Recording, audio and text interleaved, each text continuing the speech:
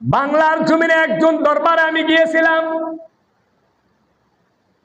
ওই দরবারের গদ্য নিশিন যে পীর সাহেব কেবলা ছিলেন, উনি আর নাই, ইন্তিকাল করছেন। খোদা আল্লাহর কসম, মসজিদ সাক্ষী, বিশাল লাইন ধরে তারা দেখা করতে হবে। আমাকে প্রিন্সিপাল সাহেব বললো, মশিউর দাঁড়াও, যদি দেখা করতে চাও। অনেক বড় লাইন, 60-70 জনের পিছনে পড়ে গেলাম।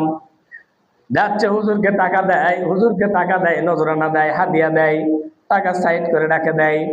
আমার সামনে একজন ব্যক্তি গেলেন, টাকা দিলেন, হুজুর বললেন, বাবা টাকাটা নিয়ে যাও, তোমার টাকা আমার দরকার হবে না। সুবহানাল্লাহ। তোমার টাকা আমার দরকার হবে না। লোকটি আবার বললেন, হুজুর মেহেরবানি করে রাখেন। বললেন, না বাবা, তোমার টাকা আমার এখানে হবে না, হালাল পথে কামাই করে টাকা নিয়ে আসো। সুবহানাল্লাহ। চোখের দেখা মানুষের শোনা গল্প বলি নাই, চোখের দেখা কথা বলতেছি।